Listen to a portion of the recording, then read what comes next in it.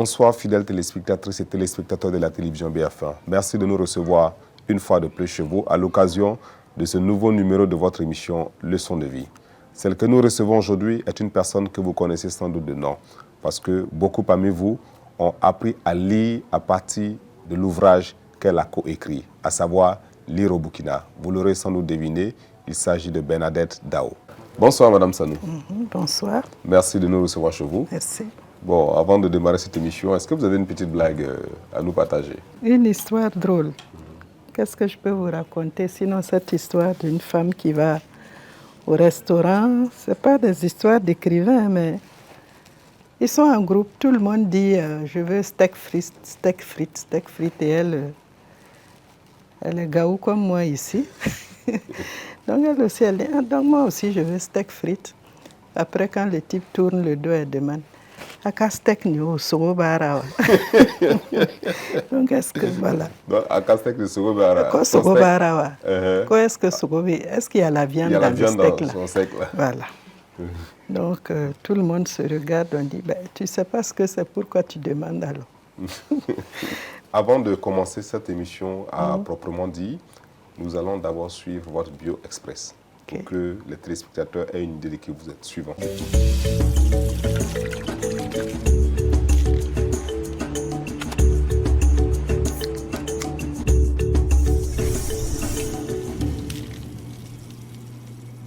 Bernadette Daho. Voici un nom que bien de personnes connaissent pour l'avoir cité à la fin de récitations ou de poèmes. Et oui, elle est écrivaine. Déclamons ceci ensemble. Khalifa m'a dit: une femme comme il faut doit aimer son mari, le trouver plus beau qu'autrui, le bénir tous les jours d'avoir fait d'elle une personne. Elle dit oui quand il tousse, bien quand il rote et amen quand il pète. Cet extrait est du recueil Quote-part et symphonie de Bernadette Daho, un recueil qui lui a valu le prix Jean Cocteau de poésie en 1995. Bernadette Daho est également l'auteur de Parturition qui a remporté le premier prix G-Pénal en 1986. Émeraude, La dernière épouse, La crèche du petit Mohamed, La femme de diable, Pour Fabienne et compagnie sont également des œuvres de la grande écrivaine Madame Sanou née Daho Bernadette. Il est aussi important de noter que Bernadette Daho est co-auteur du livre de lecture Lire au Burkina, utilisé dans toutes les écoles du pays depuis 1987. Formée pour être professeure des lycées et collèges, titulaire d'un DEA en linguistique, Bernadette Daho a occupé d'importants postes de responsabilité. Elle sera nommée ministre à 2 reprises. Elle va être d'abord la toute première ministre de la Culture du Burkina de 1986 à 1987. Ensuite, ministre de l'Intégration régionale jusqu'en l'an 2000. Bernadette Daho a également été directrice générale de l'Office national du tourisme burkinabé, directrice générale du CRIEF, Centre de recherche des innovations éducatives et de la formation, anciennement appelé Institut pédagogique du Burkina, IPB, et jusqu'en 2018, Madame Sanou née Daho Bernadette sera secrétaire permanente du secrétariat sous-régional de la stratégie de scolarisation accélérée passerelle de l'International Fondation STORM, un poste basé à Bamako au Mali, d'où elle couvrait le Mali, le Burkina Faso et le Niger. Terminons cette bio-express en soulignant que Bernadette Daho est officier de l'Ordre national. Elle est mariée et mère de 5 enfants. Madame Sanou, née Daho Bernadette, est aussi une mamie de 6 petits-enfants. Aujourd'hui, elle a des leçons de vie à partager avec nous. Alors, est-ce que cette bio-express reflète véritablement qui vous êtes? Oui. D'où vous vient cet amour pour l'écriture? Pour l'écriture. Disons que j'ai eu la chance d'avoir la chance.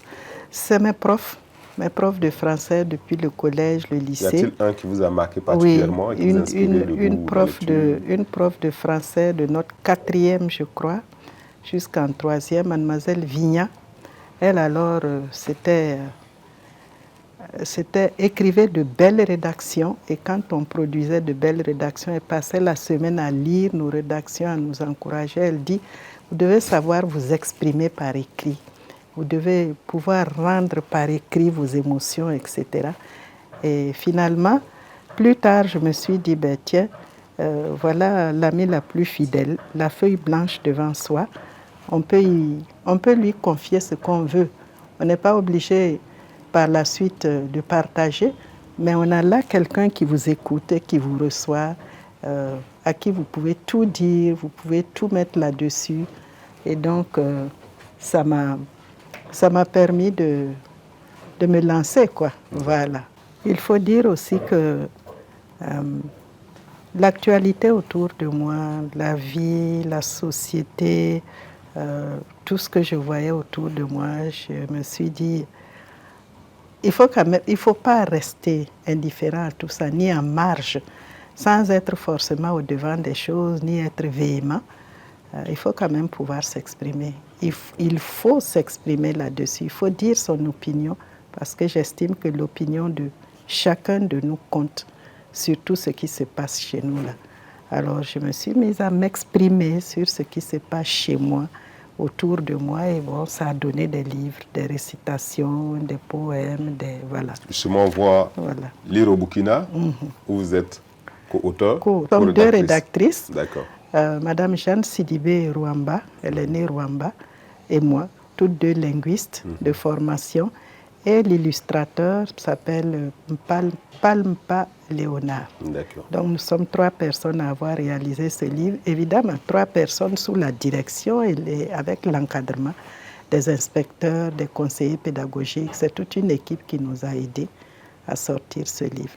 Et qu'est-ce que ça vous fait de savoir que toute une génération de Burkinabés a fait ses premiers pas avec le Lire au Burkina? De ce livre J'en suis très très fière. Très fière, en même temps que j'estime que c'est une grosse responsabilité, parce que c'est nos idées que nous avons mises là-dedans. Nos idées, notre façon de voir certaines choses, ce que nous pensons qui doit être fait, ainsi de suite. C'est peut-être pas forcément ce qu'il fallait communiquer aux enfants, mais ce que nous avons fait. D'accord. Donc je dis toujours à Jeanne, voilà, les gens m'attribuent, quand on dit Bernadette Daou, on dit « Ah, Lire au Burkina », je dis c'est finalement moi qui bouffe le nom. Je dis mais Dieu m'est témoin, je dis toujours nous sommes 2 personnes, 2 rédactrices, et la 3e personne c'est lui. Je le dis toujours parce que je ne suis pas la seule à avoir écrit ce livre. Et comme je dis, on a eu l'appui de toute une équipe d'inspecteurs et de conseillers pédagogiques autour de nous. Donc c'est l'occasion pour vous également de leur rendre hommage. De les remercier, parce que c'est une expérience fabuleuse. Pour une phrase, on pouvait passer peut-être pas une matinée, mais au moins 1 heure de temps à ajuster les prénoms, les sons déjà qu'on avait déjà vus, et donc qu'on pouvait utiliser, et ceux qu'il fallait éviter parce que ce n'était pas encore vu, les liaisons, les brefs. En tout cas, c'était une expérience extraordinaire d'écrire un livre d'école, et qui plus est un syllabaire pour la première année de l'école primaire, donc qui aide à apprendre la lecture. C'était une grosse responsabilité, mais en même temps une aventure vraiment extraordinaire pour nous. D'accord. Oui. Vous allez également écrire La femme de diable. La femme de diable. La crèche du petit Mohamed. Oui. La dernière épouse. Pour Fabienne et compagnie. Pour Fabienne et compagnie. Oui. Également. Voilà, un recueil de poèmes. Bon, celui-là, je suis... Poésie pour enfants. Pour enfants. En fait, nous sommes 3 ou 4 auteurs là-dedans. C'est le ministère qui a imprimé les auteurs primés à l'époque. Oui, et Côte-Part. Côte-Part et Symphonie. Il y a 3 recueils là-dedans. Ok. Donc vous avez à votre actif près de, je dirais, 7 ouvrages. Donc ces 2 livres, c'est des recueils de nouvelles. Bon, je les appelle de façon un peu prétentieuse des nouvelles. Mais bon, c'est des histoires, quoi. Il semble que la nouvelle a des règles dont je ne suis pas sûre que je les respecte toujours. Mais en tout cas, c'est un recueil de plusieurs histoires. Par ailleurs, vous avez été tour à tour ministre de la Culture, ministre de l'intégration régionale, en charge des institutions sous-régionales. Parlez-nous un peu de vos missions à la tête de ces différents départements. Oui. Bon, la culture, le ministère de la Culture, on le créait. C'était la première fois qu'on créait un ministère. Ah, donc vous êtes la toute première ministre? Oui, je crois. Je crois qu'il y avait eu un secrétaire d'État à la culture avant.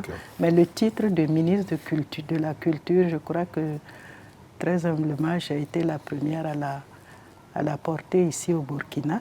Et donc, on créait tout. On créait tout en tant qu'institution en charge des affaires culturelles, quoi. Et quelles étaient les missions à l'époque? Comme c'était sous la Révolution, il y avait aussi cette dimension de... Il faut exalter un peu la culture nationale. C'est ainsi qu'est venu le Faso d'Anfani. Je suis la personne qui a signé le texte instituant le Faso d'Anfani avec ses atouts comme ses contraintes. La grosse contrainte à l'époque ayant été l'obligation du port du Faso d'Anfani, alors que c'était juste pour dire, ça c'est de chez nous, on a tous les ingrédients pour le faire. Et puis, on a l'expertise pour le produire. Alors, profitons de ce qu'on a pour créer quelque chose qui nous appartient et que nous pourrons présenter à la face du monde comme quelque chose de propre à nous et qui nous représente, et qui, etc. Mais les gens, au départ, étaient surtout sensibles aux aspects de coercition en disant, de toutes les façons, nous, on portait le Faso d'Anfani avant que vous veniez. Je dis, j'en suis certaine. Alors, c'est cet élan que nous vous demandons de poursuivre. Voilà. Bon, il y avait le volet cinéma avec le FESPACO, c'est-à-dire tout était organisé de manière à comme mettre un zoom sur le pays, ce qu'il est capable de fournir, ce qu'il est capable d'apporter au monde, juste pour montrer qu'on peut le faire. On peut. On est capable de le faire, il n'y a pas de raison. On n'est pas en reste sur qui que ce soit, pour quoi que ce soit. Alors allons-y, mais allons-y avec beaucoup de détermination, de foi, parce que j'ai écrit quelque part, agis sans y croire et tu agiras pour rien. Donc beaucoup de foi, il faut y croire. Et puis, sans être donneur de leçons, mais dire simplement, voilà ce que nous pouvons réaliser. Si nous, on peut le faire, mais pourquoi pas toi, pourquoi pas lui, et pourquoi pas l'Afrique, tout bêtement. D'accord. Et comment était organisée une journée de travail chez vous? Pour être efficace, vous avez de nombreuses tâches à exécuter, à réaliser. Comment est-ce que vous vous organisez pour que le soir venu, vous dites que j'ai accompli l'essentiel de ce que j'avais prévu? Bon, ça, je ne saurais pas trop quoi vous dire, mais...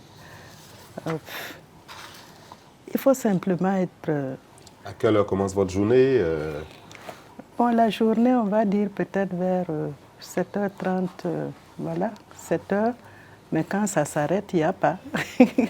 Parce que, oui, bien sûr, c'est prétentieux de ma part de dire ça. Il y a une heure où on arrête, mais on continue d'y penser, on voit ce qu'on peut faire demain, on essaye de planifier, etc.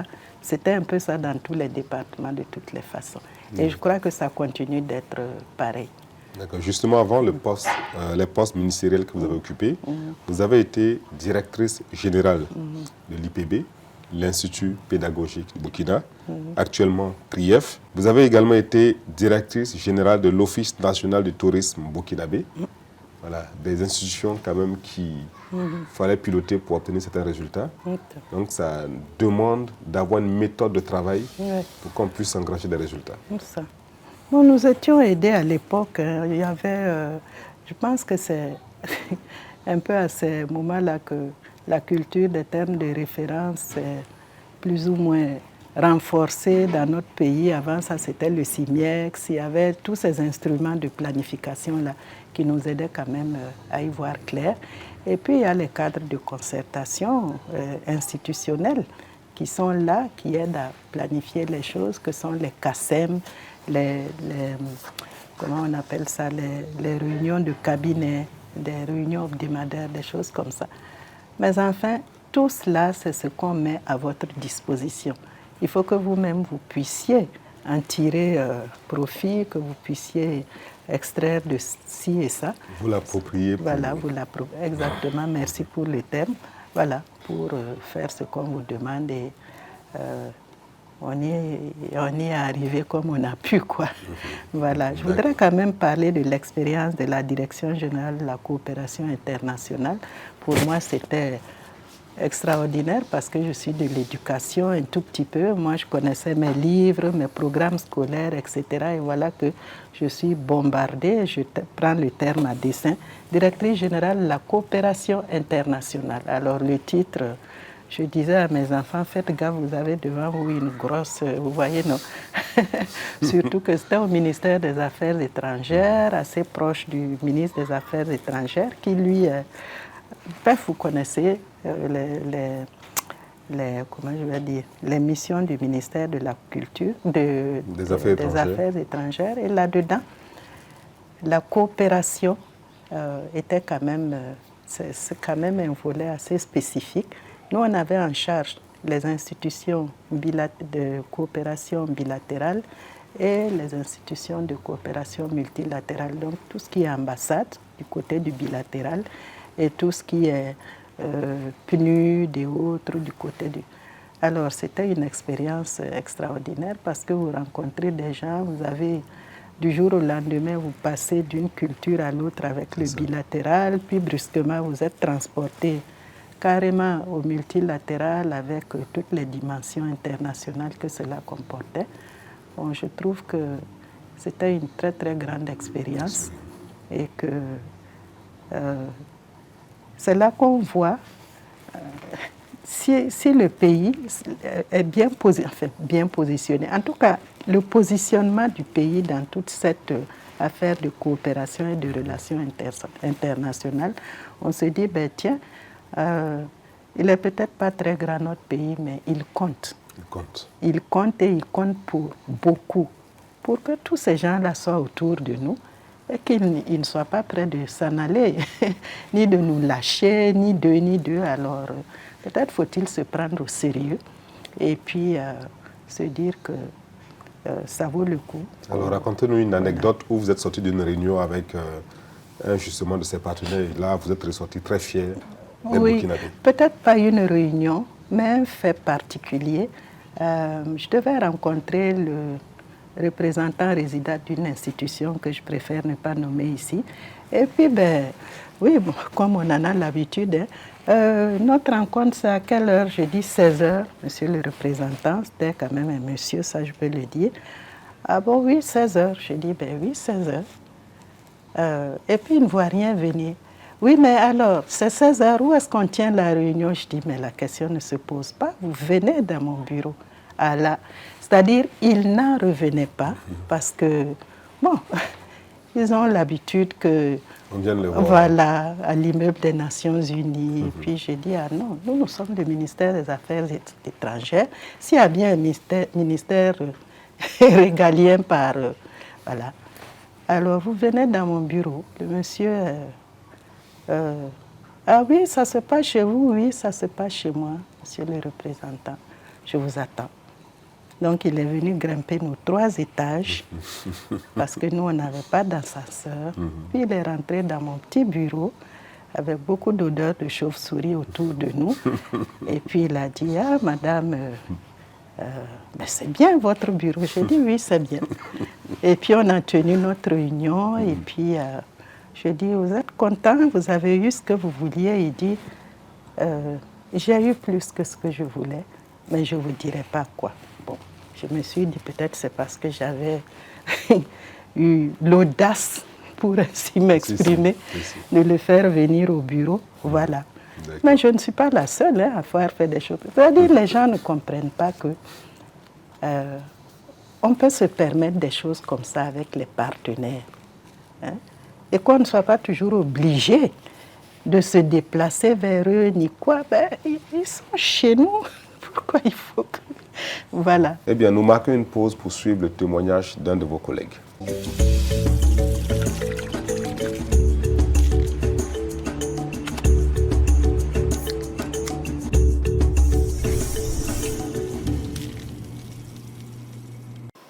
Je l'ai connu depuis 1981, à mes débuts professionnels.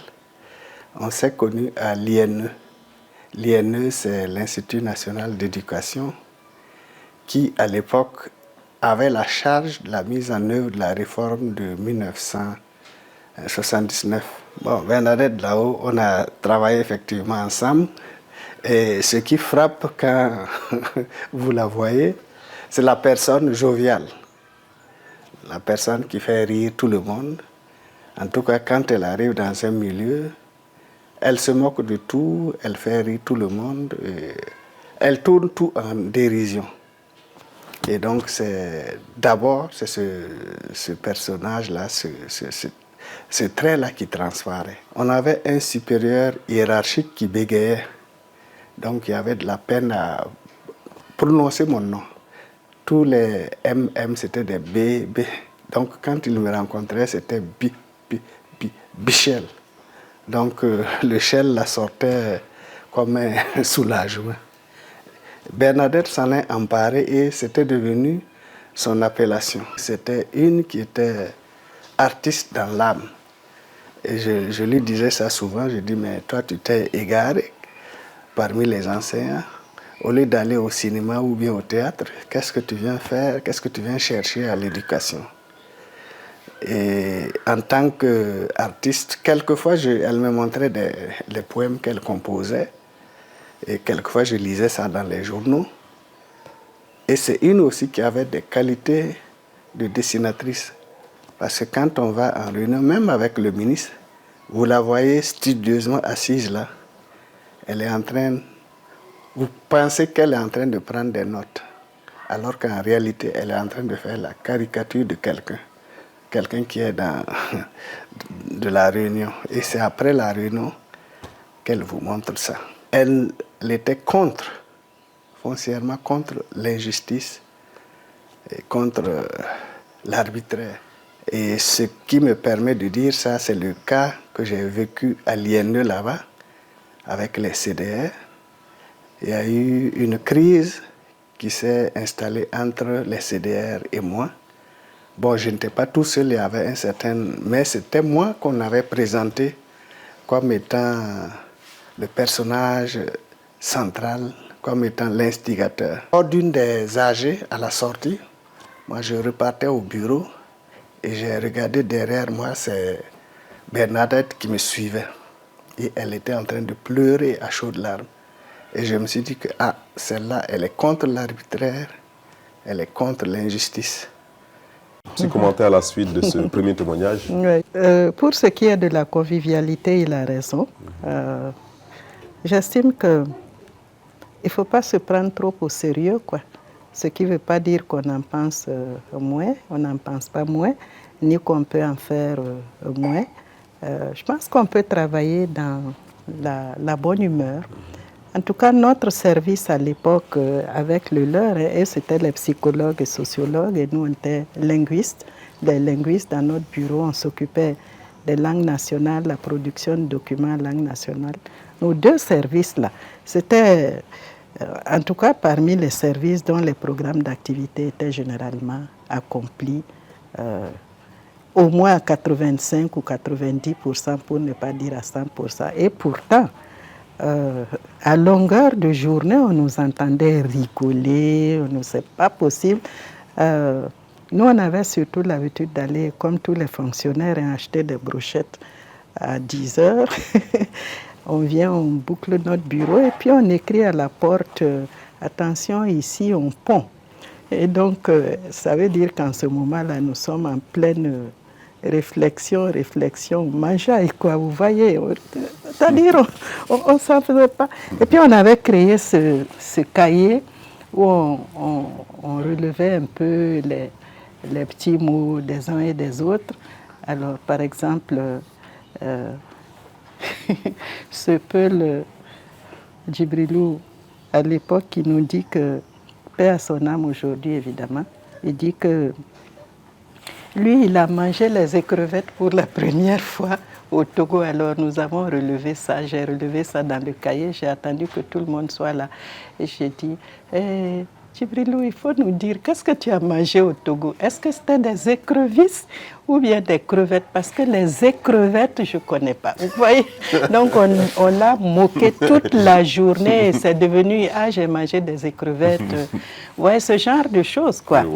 Donc, vous travaillez de la bonne humeur. Tout le temps, tout le temps. Et j'en profite pour dire donc qu'on n'a pas besoin d'être coincé. Très au sérieux, d'être coincé. on n'obtient pas plus des gens en les coinçant que...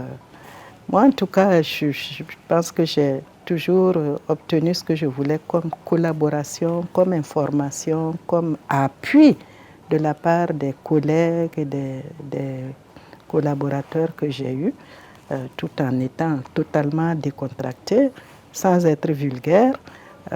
Il y a des limites à ne pas franchir, bien sûr. La parenté à plaisanterie, ça marchait très à fond. On n'a jamais été vulgaire dans ça, mais ça nous a beaucoup aidé à faire avancer certaines choses. Donc, pour dire, travaillez normalement avec les uns et les autres. Vous n'avez pas besoin de vous montrer chef. De toutes les façons, si on vous a nommé chef de service, vous l'êtes.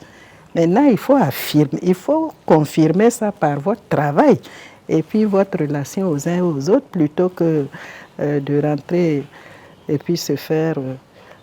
pour la moindre personne qui veut venir vous voir, il faut passer par-ci, il faut tout un protocole. C'est ta petite personne qui est dans le bureau, quoi. Je ne veux pas paraître super ceci et cela, mais quand même, il ne faut pas exagérer.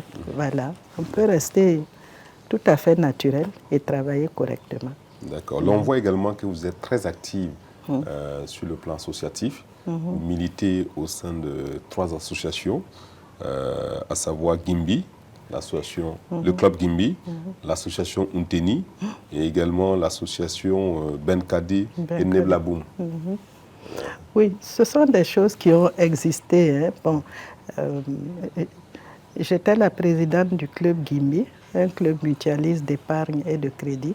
Je dis j'étais, mais en réalité, je devrais dire je suis, parce que le club, on ne l'a jamais dissous, sauf que ses activités sont totalement en léthargie depuis des années.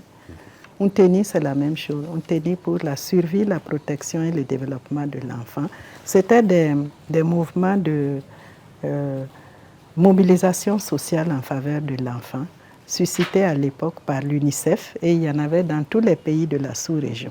C'est d'ailleurs comme ça que j'ai eu l'honneur, moi, de rencontrer le président Konaré, parce qu'à l'époque, il était le président de la même association au Mali, il n'était pas encore président. On a eu des rencontres ensemble et par la suite, il est devenu chef d'État et puis j'ai été reçu en tant que ministre par le président Konaré et puis je lui ai rappelé que nous étions des mobilisateurs de la mobilisation sociale en faveur des enfants et non ni chef d'État ni ministre. Il dit, ah, madame, vous avez raison, c'est ce que nous sommes et nous allons continuer de le faire. Voilà. Vous travaillez également à créer la toute première association des femmes du ministère des Affaires étrangères. Oui, bon, je ne sais pas si c'était la première, mais en tout cas, moi, je leur ai proposé à l'époque Lafayette, l'association des femmes des affaires étrangères. Pourquoi j'ai fait cela? Parce que justement, quand je suis arrivée à cette fameuse DGCI, nous étions 30 agents, avec, y compris la DG, on faisait... Et sur les 30, il y avait 16 femmes. Je dis, oh mon Dieu, nous les femmes, avec nos chichis, regardez nos chaussures, les foulards portés de travers. Il y avait 30 personnes et sur les 30, il y avait 16 femmes. Je dis, oui, je dis, mais qu'est-ce que je vais faire avec 16 femmes qui passent la journée à tchep, connaissant nos femmes, nous les femmes là. Je dis, bon, on va essayer. Si c'est vous qui le dites. Oui, non, je le dis et j'assume. Il n'y a même pas de problème parce que c'est pas facile quand même. Je dis, bon, on va essayer de détourner ces chichis-là dans quelque chose d'informel autour du service et ça va être une association pour que quand arrive le temps du travail, ben, on travaille et qu'on ne s'occupe pas d'autre chose. Alors je les ai appelés un jour dans le bureau, je leur ai dit voilà, je vais vous proposer la création d'une association mutualiste d'épargne et de crédit. Comme nous sommes 16 femmes, si on commence là, peut-être que les autres femmes du ministère... Non, je dis, je contrôle ma direction, donc je commence avec vous et tout ça. Allez réfléchir, si ça vous intéresse, revenez. Bref, on a créé cette association pour faire diversion, pour que vraiment tout ce qui n'est pas du service, vous alliez verser là-bas. Et que, puis finalement, ça a eu un écho incroyable, parce qu'elles ont intéressé les femmes des autres directions. puis il y a eu des messieurs qui se sont cachés derrière les femmes parce que je ne voulais pas avoir de nom de monsieur dans mon association. Je dis les hommes, c'est trop costaud pour moi. Ils sont trop forts pour nous, les hommes. On ne peut pas les maîtriser alors. Si c'est nous, les femmes, là, avec nos petits chichis, on peut s'en sortir. Mais monsieur, ce n'est pas possible. Donc, bref, l'association a grandi. Et puis, finalement, le ministère nous a pris au sérieux, nous a quand même inscrits dans son... Peut-être pas le protocole, mais nous étions quand même régulièrement associés aux activités. Et même dans les ambassades, etc., il y avait... un morceau d'Afayette et tout ça. Voilà. D'accord. Et quand aujourd'hui vous regardez dans le rétroviseur votre parcours professionnel, si vous deviez changer quelque chose, ça aurait été quoi? Changer? Oui. Si vous aviez la possibilité de retourner dans le temps pour améliorer quelque chose. À l'éducation, je me serais mise davantage à l'école de mes encadreurs et de les enseignants. C'est-à-dire, j'étais la directrice, donc je donnais un peu les orientations et tout ça. Mais quand arrivaient les séminaires, je ne me donnais pas le temps de venir m'asseoir comme une apprenante au séminaire pour apprendre comment écrire comment... Ça m'a manqué. Et j'estime qu'il n'y a que de cette façon qu'on apprend. Il ne s'agit pas de décider qu'on va faire un atelier de 2 semaines sur... je ne sais pas, la pédagogie du calcul ou la pédagogie des disciplines de telle et telle discipline, et puis ne pas participer soi-même. Hein? Ou alors, tout autre thème, quoi. Il faut s'asseoir soi-même pour apprendre avec les encadreurs et pouvoir maîtriser vraiment la matière. Ça a manqué. J'aurais effectivement fait ça. Et si vous deviez donner des conseils à la jeune génération pour avoir, je dirais, autant de succès que vous, parce que écrivaine, en plus, vous avez occupé des postes d'un certain niveau jusqu'à ministre, ce n'est pas peu. Donc, quel conseil donnerez-vous à la jeunesse aujourd'hui pour gravir les échelons comme vous l'avez fait? Bon, j'ai écrit quelque part dans ce livret-là pour Fabienne et compagnie, partir du Il faut premier... dire pour Fabienne et compagnie, c'est... Oui, c'est un recueil de citations. Que vous dédiez à votre fille, à vos filles? À mes enfants. À vos enfants. Fabienne, c'est le nom de la première fille. D'accord. Et puis compagnie, ben, c'est ses frères et sœurs. J'ai écrit partir du premier échelon et gravir, je ne sais plus exactement les termes. C'est tout à fait normal. Et il ne faut pas essayer de franchir, de forcer, j'allais dire. Il ne faut pas prendre de raccourcis. Il ne faut pas prendre de raccourcis, il faut travailler normalement. Je crois que si succès j'ai eu, je me dis que c'est peut-être parce qu'on est resté un peu constant, régulier, qu'on a fait de son mieux, je ne sais pas. Franchement, à la matière, c'est un peu difficile. Okay. Chacun un peu son... Nous parlons à présent de votre vie de famille, de votre vie en société. Vous êtes mère de 5 enfants. Votre époux, M. Sanou. Est-ce qu'il ne se plaint pas souvent du fait qu'on parle de Bernadette Daho, l'auteur, plutôt que de Madame Sanou? Ça a été, et c'est toujours assez sensible, je dois le dire, et pas forcément de lui seul ni de lui-même. D'abord, lui, peut-être la particularité de notre couple, si particularité c'est, il est musulman, je suis chrétienne, catholique, et nos enfants, évidemment. Chacun décide un peu. Et jusque-là, ils ont pratiquement tous décidé de devenir chrétiens. Voilà, on est là.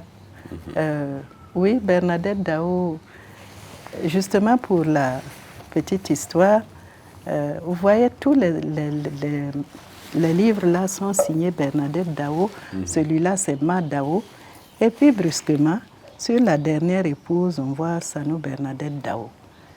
Parce que je crois que c'est à propos de ce recueil qu'à un moment, le ministère, ou je ne sais plus qui, avait fait un petit zoom là-dessus. Donc, Bernadette Daho par-ci, Bernadette Daho par-là.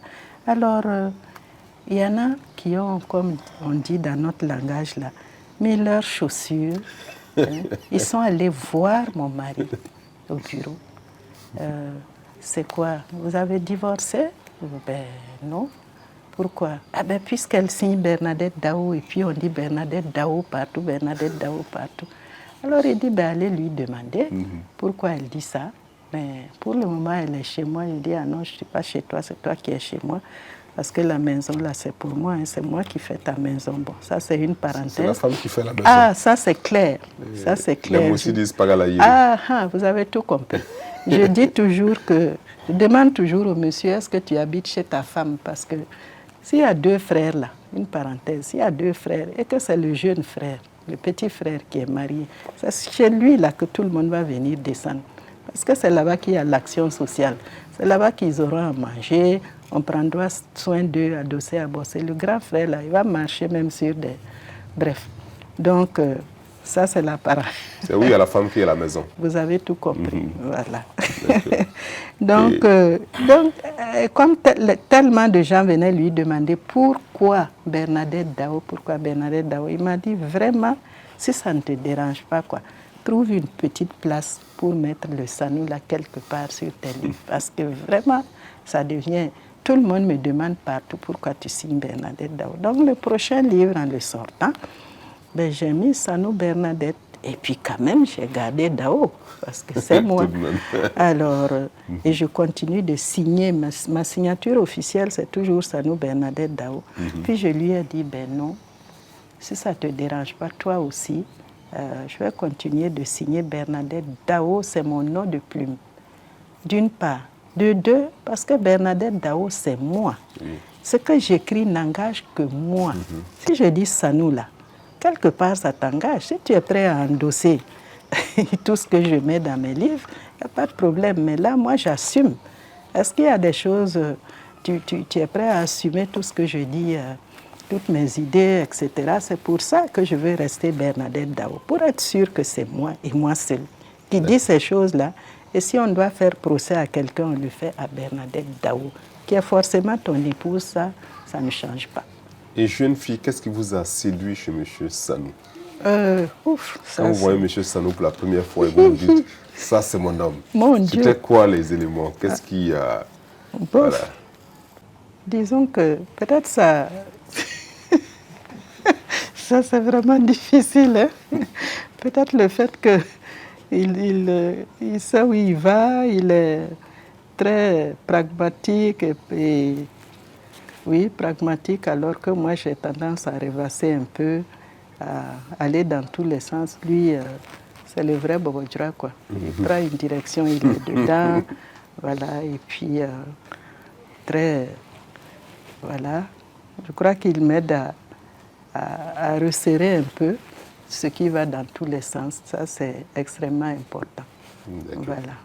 On va s'en tenir à ça. D'accord. Nous allons suivre et comme je dis, peut-être quand même la tolérance, parce que je vous dis qu'il est musulman. Et il est musulman, d'une famille musulmane, il n'a jamais changé. Moi, je suis catholique, d'une famille catholique, je n'ai jamais changé. Et nos enfants, il n'y a pas eu de chichi quand ils ont voulu devenir chrétiens. Alors, j'estime quand même que c'est une grande marque de considération et de tolérance qu'il faut tout de même relever. Notre dernier, celui qui n'est pas encore décidé, il va être baptisé à Pâques là, chrétien, donc c'est quand même important de dire ça. D'accord. À présent, nous allons suivre des témoignages de membres de votre famille, voilà, sur votre personne. Suivant.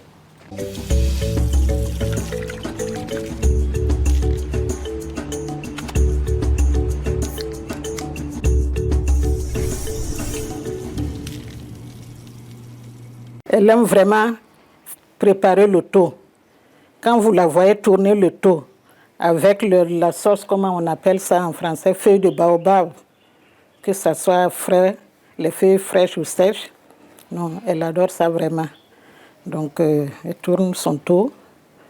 Elle prend tout son temps pour la cuisine.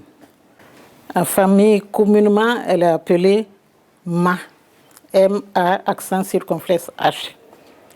Mais par l'amour que nous avons senti en elle pour nous les enfants, au finish, on l'appelle de nos jours-là Poule-mère. Et moi particulièrement, je l'appelle Bamso. Bamso en ce sens que tout ce que ma maman faisait pour moi, j'ai vu ça en elle. Elle est à l'écoute de tout le monde. Tu lui poses ton problème.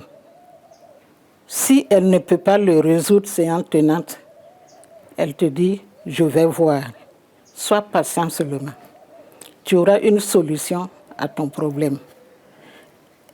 Elle est humble et elle partage, comment dirais-je, elle s'oublie pour les autres. Ma maman là, c'est qu'il ne faut pas lui mentir. Quand elle se rend compte que tu lui mens, tu n'es pas honnête avec elle, elle te classe et c'est fini pour toujours. Bon. Moi, appeler ça défaut même, je dirais que c'est un peu trop. Bon, Bernadette Daho, une personne très humble, très disponible, et toujours de bonne foi. Et en tout cas, ce qui la caractérise beaucoup, c'est ce que je viens de dire, cette humilité et cette façon d'avoir beaucoup de soucis pour les autres. Elle est un peu notre mémoire, c'est elle qui a pratiquement les dates de tous les anniversaires, aussi bien les décès, les naissances. Je crois qu'elle a un calendrier de tout ça. Et c'est elle qui nous rappelle souvent tel anniversaire, pour dire qu'elle est très très attentionnée, surtout aux affaires de la famille, c'est ça.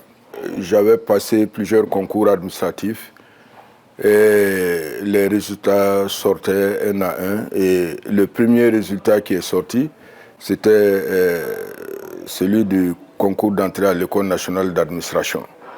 Et ce jour, bon, ils ont commencé à le communiquer comme ça. Et moi, j'étais en train de manger avec mes frères d'un côté et puis elle avec la maman et les sœurs d'un autre côté. Elle écoutait la radio, moi je n'écoutais pas. Et on sont déclarés définitivement admis. Et quand on est arrivé à mon nom, Daho Gabriel, elle a bondi et Vili m'attrapait, elle tremblait comme ça, tellement qu'elle était contente pour moi, c'était quelque chose. Et ma mère, qui ne comprenait pas français, elle croyait que quelque chose m'était arrivé, puisqu'elle a entendu mon nom, seulement elle voit ma soeur trembler, crier, courir partout. Alors, ça, c'est quelque chose qui m'a beaucoup marqué. Et ça, elle était tellement heureuse le jour-là, elle pleurait de joie comme ça. En tout cas, je l'ai connue par l'intermédiaire de ma femme, puisque c'est la tante de ma femme, c'est-à-dire la petite sœur de sa maman. Je l'approchais comme ma belle-mère et en même temps comme une grande sœur, et elle ne cessait de prodiguer les conseils qu'elle pouvait pour que le bien de notre couple et aussi le bien de ma famille et bien d'autres choses, quoi. Elle aime beaucoup la musique. Moi, j'aime taquiner sa fille en disant que elle a fait danser Emoro ici au Burkina, au temps de la Révolution, comme elle était ministre de la Culture. En tout cas, elle aime beaucoup la musique. Et puis, autre qualité qu'elle a, elle aime beaucoup plaisanter. Ouais. Et là, ça fait quand même... Elle aime mettre en tout cas de l'ambiance et c'est-à-dire, en tout cas, elle veut toujours qu'il y ait de l'ambiance. J'ai beaucoup apprécié ça en elle. Non, ça se voit que vous êtes très rassembleur côté famille. Bon, j'estime que oui, il faut bien que la famille reste toujours soudée. Il faut que, même s'il y a des choses décevantes, c'est toujours la famille. Et un membre de la famille aussi décevant aussi, quoi soit-il, il reste votre famille et il faut lui accorder beaucoup d'importance. Ma fille me disait que, pas plus tard qu'hier, je crois, qu'elle a une amie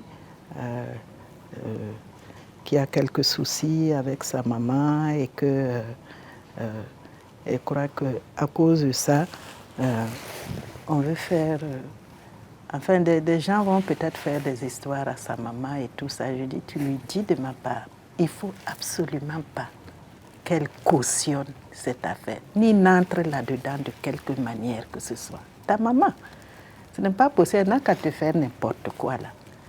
Tu ne peux pas laisser les autres l'atteindre à travers toi. Voilà, c'est ce que je dirais pour la famille. La famille, c'est la famille. Il faut respecter les gens, il faut les prendre tels quels. Évidemment, si on en vient à vouloir te tuer, ça devient autre chose.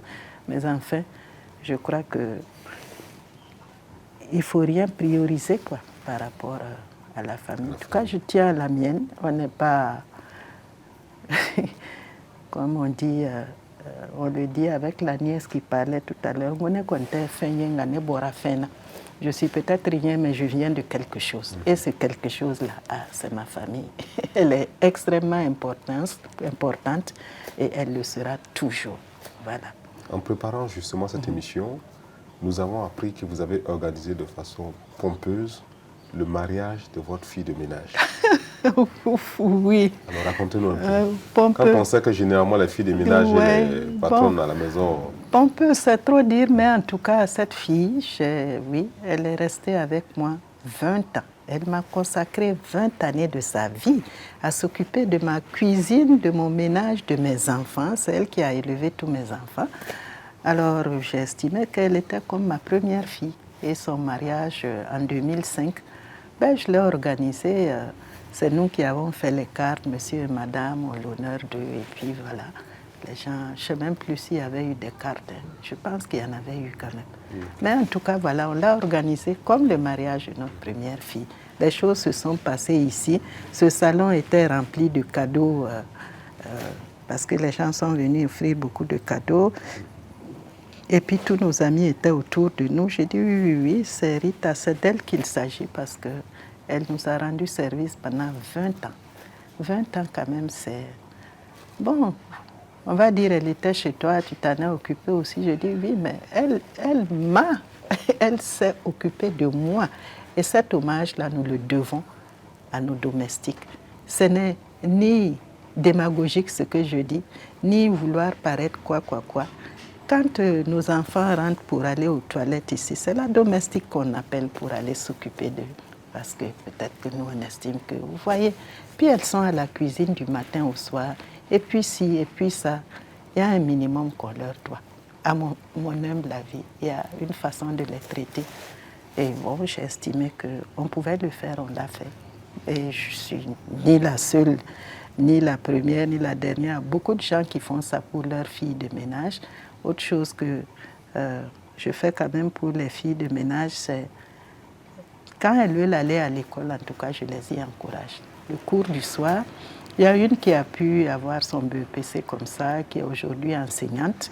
Et puis voilà, celle qui est là actuellement, elle est en cours du soir. Je dis oui, à partir d'une certaine heure, tu arrêtes et puis tu vas à ton cours du soir. Le reste, on va se débrouiller, ainsi de suite. Il y a une qui était là, quand elle est arrivée, elle avait abandonné au CPE2 ou CE1. Alors je l'ai encouragée à se réinscrire. CPE1, là, tu reprends.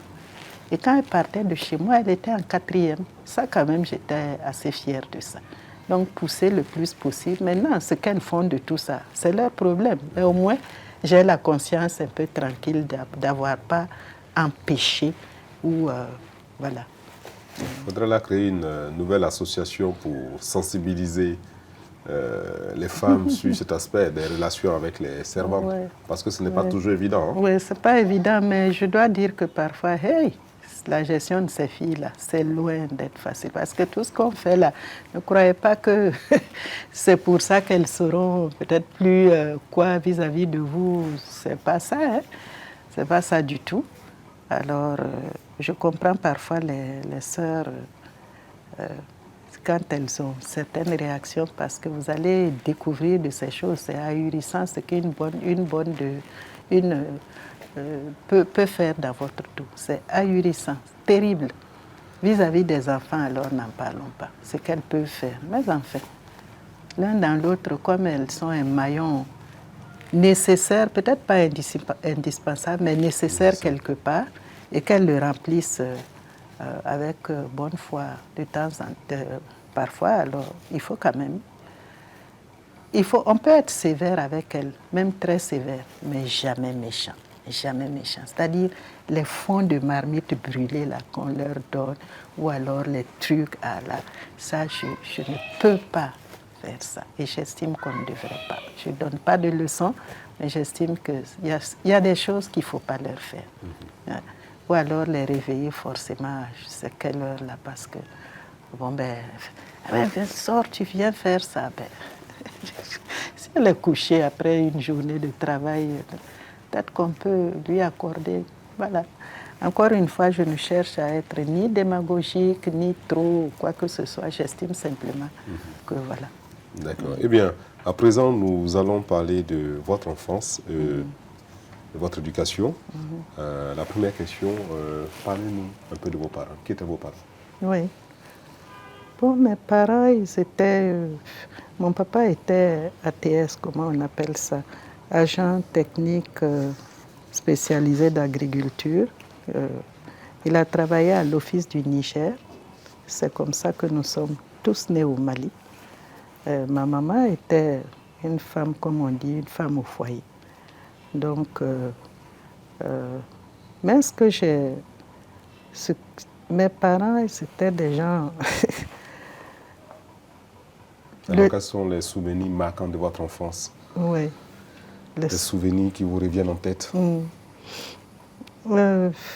Pour mon papa, c'est le fait que c'était un notable du village, quoi.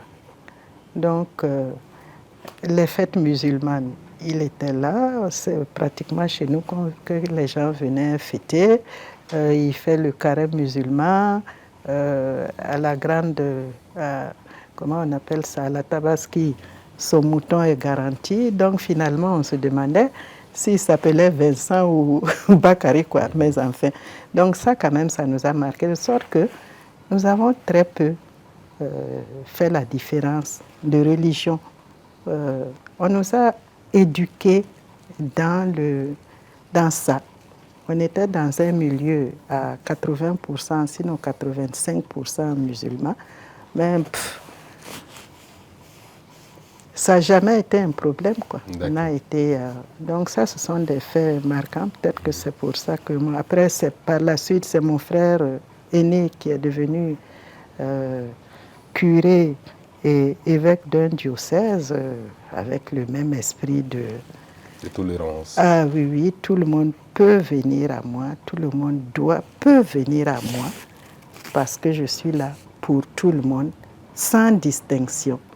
Ni sociale, ni religieuse, ni... Voilà. Donc ça, oui. Et ma maman, elle en faisait autant du côté des femmes. Elle s'appelait Elisabeth, mais bon, c'était Bas-Méry, et puis... je ne sais pas si elle lui avait donné le nom de Traoré quand nous étions au Mali. Donc, pour l'assimiler un peu, et on nous a un peu éduqués dans... Disons, c'est ça. Autre chose pour l'enfance, c'est que, comme je suis la dernière de la famille, c'est moi qui suis restée le plus longtemps avec ma mère et c'est moi qui ai le plus travaillé pour elle. C'est-à-dire, quand tu reviens de l'école, la cuisine, la vaisselle, la lessive, après il faut servir le repas aux grands frères, enfin, il faut venir poser le plat, amener leurs escabeaux pour qu'ils s'asseyent, l'eau pour qu'ils se lavent les mains, enfin vous voyez quoi. De ma 6e à ma terminale pratiquement. Bon, j'ai dit, je sais pas, peut-être que ça a joué quelque part, mais bon, on nous a inculqué ça. Et sans que cela ne soit comme une corvée, ni quelque chose de pas normal, ni qu'on nous brimait, ni quoi, mais on nous a appris que c'était des choses à faire et que ça nous servirait un jour. Et je crois que ça m'a servi parce que l'esprit de service, de faire pour, et je le dis en reprenant ce dicton qui dit toujours que, c'est-à-dire le propos qui vous amène est plus important que votre personne. Donc j'ai essayé de mettre ça en avant autant que possible. Je l'ai écrit pour mes enfants dans Fabienne et compagnie en disant la mission qu'on vous confie, la mission qu'on te confie est plus importante que ta personne. Voilà. Okay. Donc on s'efface devant la mission. Il faut la faire parce qu'on vous a mis là pour la faire. Quoi qu'il vous en coûte, il faut le faire. Parce qu'on sait que on s'est dit que c'est toi qui peux le faire et on sait que c'est utile. Alors toi, ta personne là, tu es un instrument, tu le fais.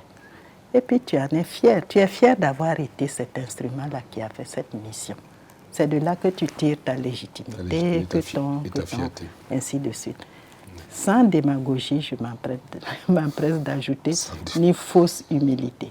Ni fausse humilité. Mais voilà. Et j'ai vu ça chez mes supérieurs hiérarchiques. Ce supérieur dont parlait Michel tout à l'heure, c'est pas possible. Mais un gars, un monsieur du moins, comme on dit, balèze en termes de savoir. C'est-à-dire tu ne peux pas le prendre à défaut en termes de compétences, de connaissances, mais d'une humilité. C'est incroyable, effacé. Il vous fait venir pour une phrase, un programme d'activité, il va te faire travailler, mais travailler toute la journée pour refaire, pour que ce soit parfait. Enfin, si vous voyez ce que je veux dire. Je vois. Voilà. D'accord. Mais d'une humilité, voilà. Donc on voit que ça a véritablement impacté sur votre vie et que cela vous a inspiré. Oui. Nous allons suivre à présent des témoignages de vos amis d'enfance.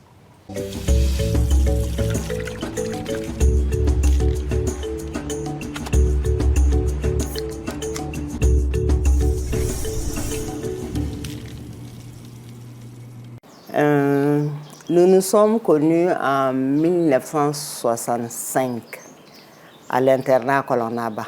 C'était une amie simple, modeste, toujours à l'écoute de l'autre et qui tend toujours la main quand on a besoin d'elle.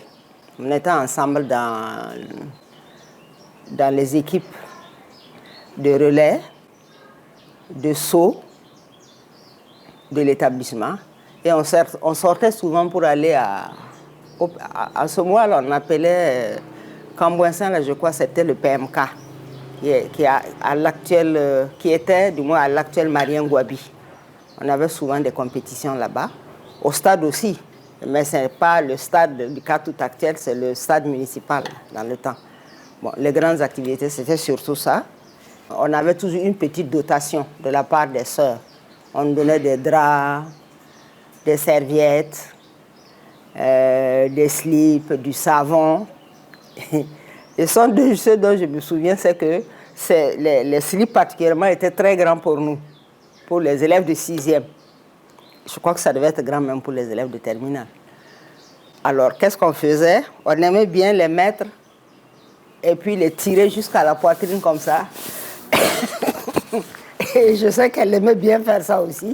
Nous nous sommes connus depuis l'enfance, dans le quartier. C'était une jeune fille simple, humble, avec un grand cœur. Bon, elle en tout cas, elle ne se fâchait pas pratiquement jamais. Elle aimait tout le monde. Bon.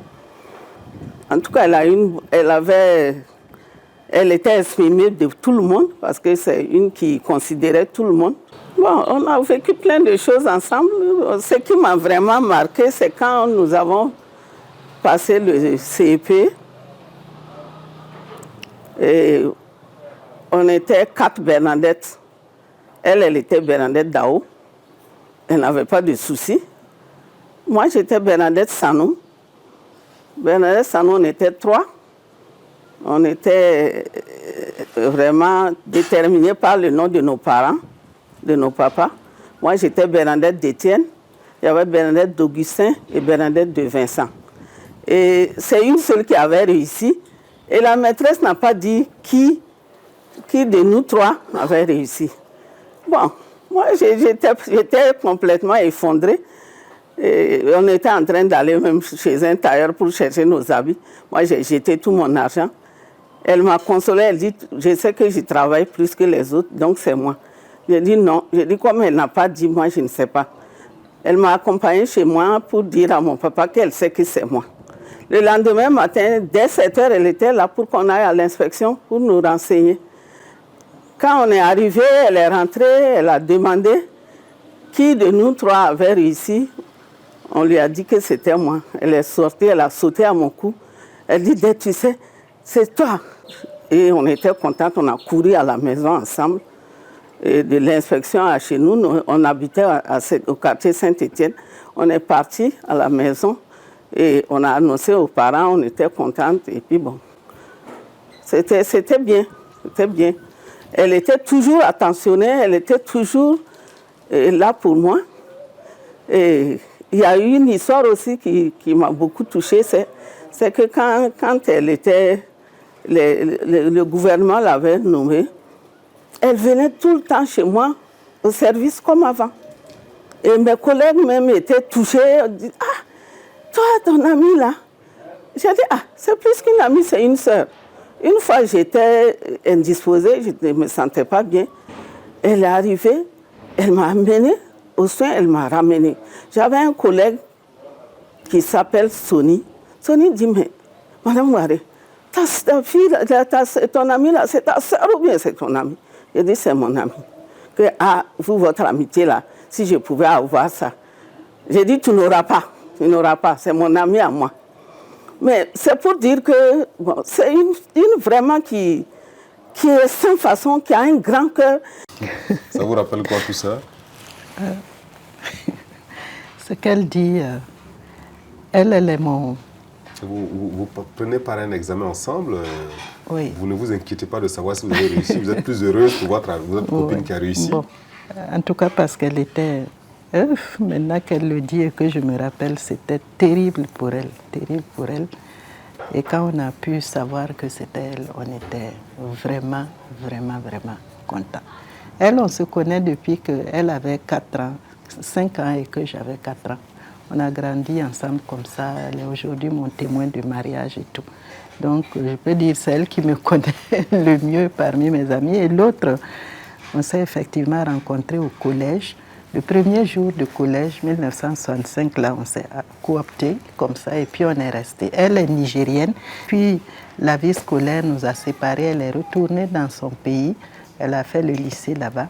Et puis voilà elle a épousé un Burkinabé. Et elle est revenue au Burkina Faso. Donc on est ensemble depuis tout ce temps. Alors, ce qu'elles disent, oui, c'est des pans de vie que, voilà. Qui remémore de bons souvenirs. Oui. Puis une autre vidéo pour recueillir une anecdote.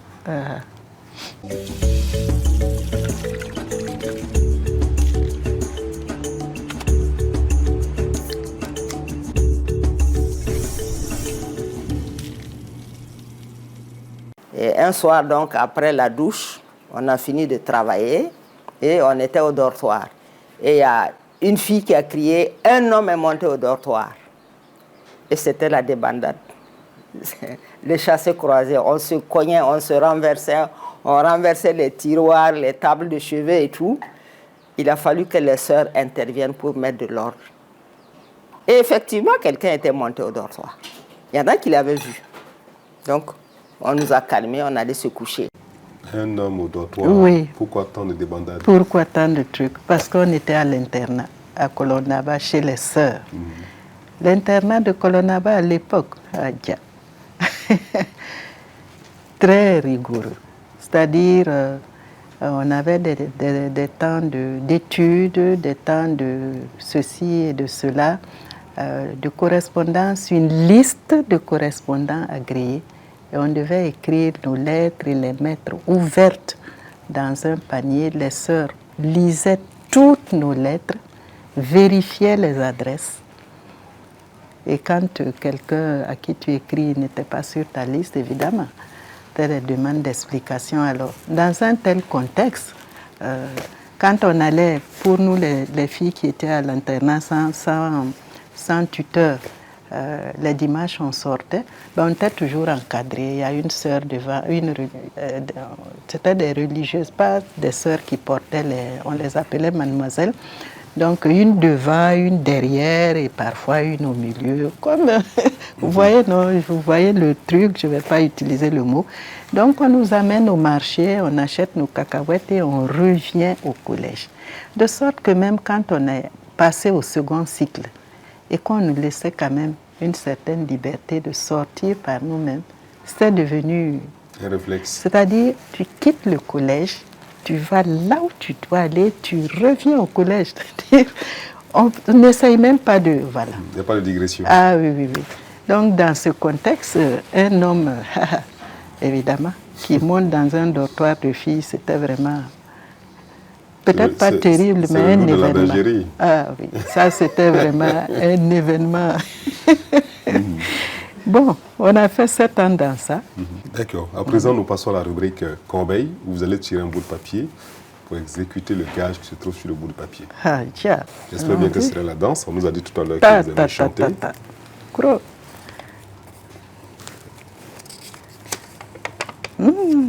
Un chant. Ça tombe bien. Ah.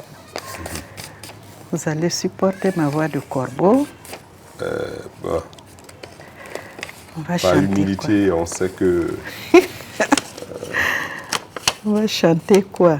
Je crée des chants d'église, alors c'est un chant d'église que je vais vous chanter. Hein. Nebe fa la wale nyumandon, fa la wale nyumandon, nebe ne fa la wale nyumandon, fa la wale nyumandon. Nebe barikada alaye, fa la wale nyumandon, nebe karama la se alama, fa la wale nyumandon.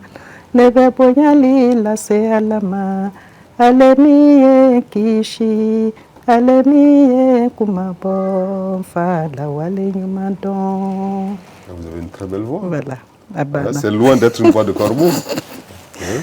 Ce qui nous amène justement à la rubrique des citations préférées. Nous en avons été déjà gratifiés. Mais cette fois, nous vous donnons la parole pour que vous puissiez nous donner vos 3 meilleures citations ou 3 meilleurs proverbes. Bon, la citation vraiment qui me parle, c'est ce que je vous ai dit. Comme le propos qui vous amène, ce pourquoi vous êtes là, plus important que votre personne. On en a déjà parlé. Alors, j'ai également dit ici, si tu laisses les autres façonner de toi une image à leur goût, ne t'étonne pas que ta propre ombre t'effraie ou te déroute.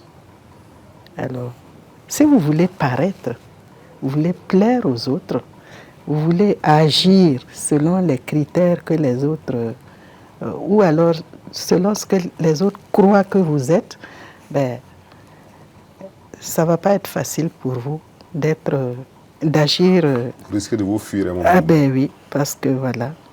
Et les autres ne sont ni un marchepied, ni un piédestal, toi non plus d'ailleurs. Mais en tout cela, c'est toi qui décides.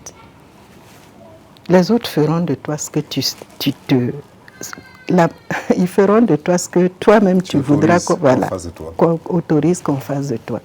Les autres ne sont pas un marchepied. Il ne faut pas monter sur les dos des autres pour gravir les échelons. Ni un piédestal, il ne faut pas se tenir sur eux pour être toi debout. Et vice-versa. Ben, si tu veux qu'on te traite comme ça, ben, on te traitera comme ça. Et tu seras indigne, tu ne pourras pas te regarder dans le miroir, c'est tant pis pour toi. En gros, c'est ce que je veux dire. Okay. La dernière chose quand même, bon, c'est pas, je dis toujours, pas tant le fait que la façon, ça je le répète toujours, pas tant le fait que la façon. C'est pas ce que tu me fais forcément mal, mais c'est la manière. C'est-à-dire, il y en a qui ont une façon ignoble de... Hein? Ou alors, d'une façon tellement désinvolte de se comporter. Bref, pas tant le fait, pas ce que tu me fais vraiment, mais que la manière dont tu t'y prends. Parfois, ça blesse à vie ou ça blesse à mort, comme je dis dans ce livre. Garde-toi de blesser à vie, même à mort, par ta façon de te comporter avec les gens. Ta façon, la manière de dire quelque chose, de regarder. Le regard, c'est le pire. Mais un regard méprisant sur les gens. Qui tu es? Vous voyez ce que je veux dire? Bref, voilà. Ça, je le dis pas tant le fait que la façon. pas tant le fait que la façon. A contrario, pas tant le sens que le sentiment. C'est-à-dire le sentiment que tu as de quelque chose, pas forcément le sens que la personne qui agit lui donne. Alors il faut savoir faire la part des choses pour ne pas culpabiliser les gens. Pas donner, avoir des arrière-pensées sur un comportement ou une façon de faire avec toi, alors que ce n'est pas ce que le monsieur ou la dame a voulu faire. Donc pas tant le fait que la façon, à contrario, pas tant le sens que le sentiment. Ok. Là, on a été gâtés là, de citations et de proverbes, ce qui nous amène tout droit pour ce qui concerne la rubrique Souvenez, où vous serez appelé à commenter les photos que nous allons faire défiler. Là, c'est le mariage d'un fiston qui nous a adoptés comme sa famille. Et on était au lunch de mariage. Voilà justement ce monsieur qui m'appartient là, qui est à côté de moi. Et puis, voilà, c'était au lunch de mariage. Ici, c'est le premier conseil d'orientation du secrétariat permanent de la stratégie de scolarisation accélérée passerelle. Nous sommes avec nos ministres, le ministre du Mali, le monsieur qui est à côté de notre ministre Koumba Boli, que vous reconnaissez, et la ministre du Niger à côté d'elle. Et puis les représentants des ONG et le patron de la Fondation Strom, le secrétaire général de la Fondation Strom.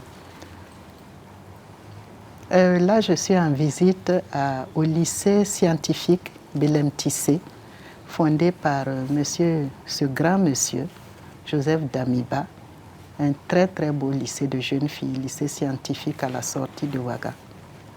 Ils m'avaient reçu, les élèves m'ont reçu pour un entretien et à la fin, on a fait cette photo. Voilà. Oui, là, c'est des Asiatiques, je ne sais pas si, je sais plus qui ils étaient. Mais en tout cas, des Asiatiques. J'étais la DG de l'Office du tourisme et on avait eu, je ne sais plus ce qu'on avait eu ensemble, et ils étaient venus me donner un cadeau. Le cadeau en question, c'était la racine de ginseng, là, ginseng ou quoi. Avec beaucoup de conseils pour que je l'utilise. J'ai dit oui, mais dès qu'ils ont eu le dos tourné, bon, n'allez pas leur dire ça, évidemment. Voilà, n'allez pas leur dire ça. Mais voilà.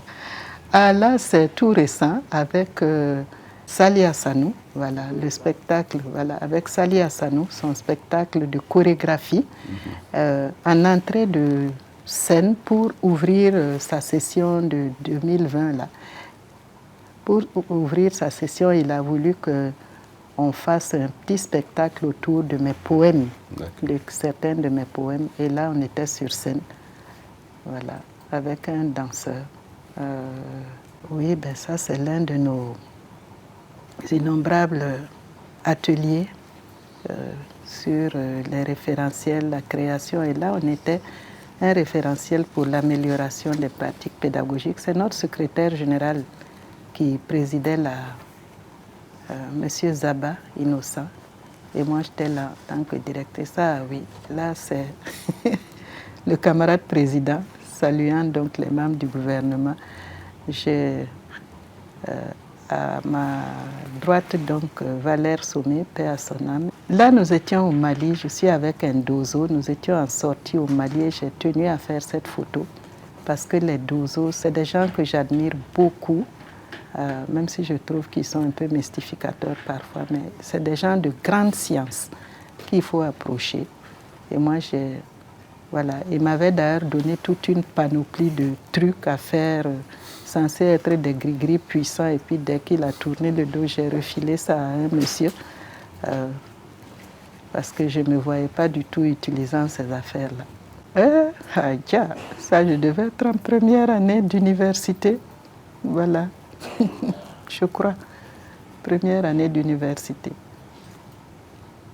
Ah ben voilà, là je suis avec Moro, le nain de Pépé Kalé, là, ministre de la Révolution. Ils étaient de passage au FESPACO 1087, au FESPACO 87, ils étaient là. Et puis on a dansé à... C'est un grand maquis qui était à la cité en 3, qui y est toujours, je crois. Et puis voilà. D'accord. Eh bien, merci en tout cas pour avoir commenté ces différentes photos. C'était un événement, hein. J'avais peur de lui en réalité. Si vous voyez que je fais comme ça, c'est parce que je ne voulais pas trop m'approcher de ce nain danseur-là. Mais bon, il était tellement dynamique, il tenait lui, il voulait s'approcher de moi et moi, je... Vous reculiez plutôt. Donc nous tirons vers la fin de cette émission. Mais avant, nous faisons un dernier tour à la régie pour écouter des personnes qui vous connaissent très bien, ou du moins vous donner des conseils.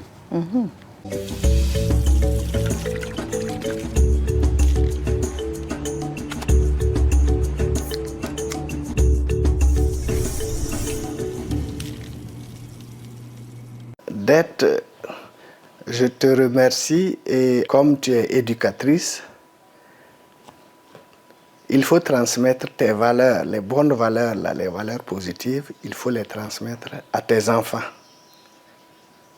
Ce qui veut dire que je souhaite que tu restes comme nous t'avons connu à l'INE et à l'IPB, reste la même Bernadette, souriante et qui aime l'ambiance. Merci beaucoup d'être. Bamso, comme je t'ai toujours appelé, je ne t'oublierai jamais de ma vie.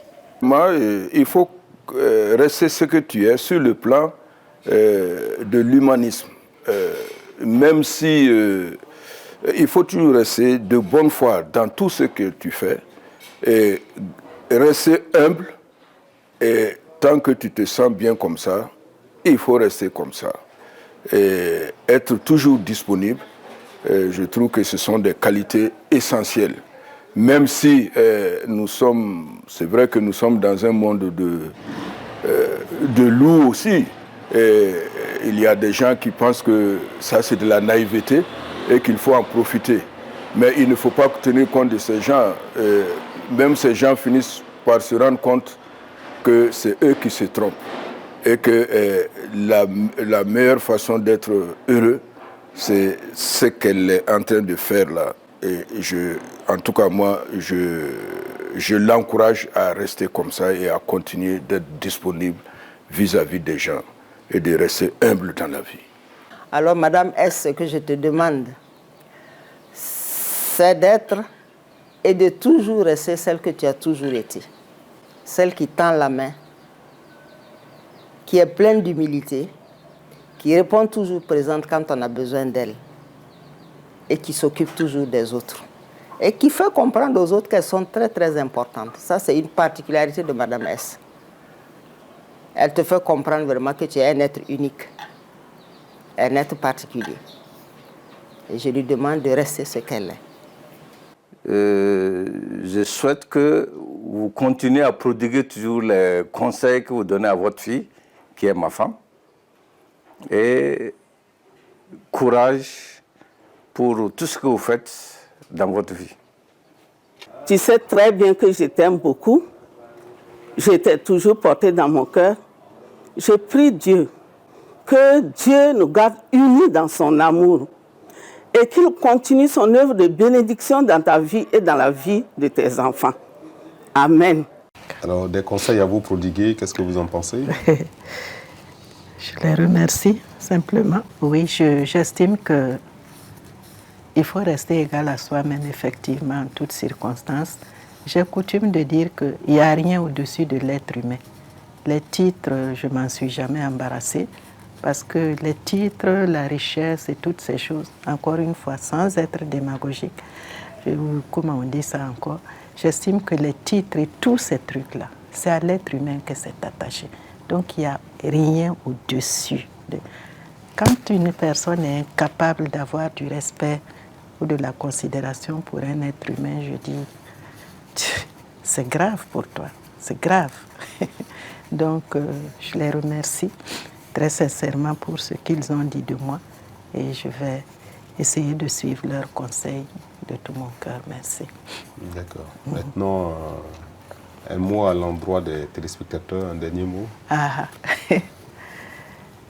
Peut-être je m'en tiendrai là que chacun agisse toujours en son âme et conscience. Qu'on agisse en toute chose, il faut rester en son âme et conscience. Les autres peuvent dire n'importe quoi, penser ci et ça de toi, mais il faut toujours avoir sa conscience pour soi quand on agit. Et là, on est tranquille. On est tranquille, on n'a pas peur, on ne jette pas des regards effrayés à droite, à gauche quand on est dans la rue en se demandant, mon Dieu, qu'est-ce qui peut m'arriver parce que j'ai fait ci ou ça. Voilà. Agir en son âme et conscience.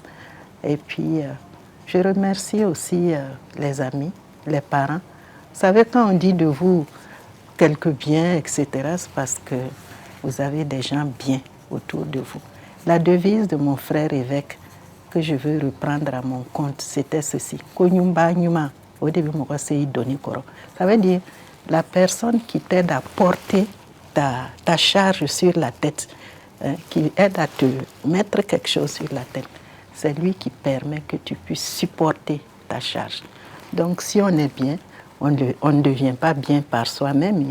C'est parce que les gens sont autour de vous, vous portent et vous aident. Donc, je voudrais remercier les uns et les autres pour tout ce qu'ils font pour moi. Je fais des petites choses, c'est vrai, mais je le fais parce que des gens m'y encouragent et des gens trouvent que oui, c'est bien. Alors, on continue. Merci à vous, BF1. Je crois que cette émission, elle est, comment je vais dire, leçon de vie, mais contrairement à ce que vous croyez, c'est leçon pour soi-même parce que s'asseoir là à raconter des histoires, ça ne servirait à rien. Encore une fois, si on ne parle pas de ça, à partir de sa conscience, on ne rend service ni aux spectateurs, ni surtout à soi-même. Donc merci à vous, bon vent, et voilà, merci et bonne soirée. En tout cas, merci de nous avoir reçus chez vous et d'avoir déroulé tout ce parcours et partagé avec nos téléspectateurs ces différentes expériences. Nous terminons cette émission avec une de vos citations. Ta bravoure, ton courage, toutes ces choses qui font de toi un grand se mesurent à l'aune de ta générosité et de ton humilité. Oui. Alors, chers téléspectatrices et téléspectateurs, soyez généreux et généreuses. Soyez humbles en attendant le prochain numéro de votre émission Leçon de vie.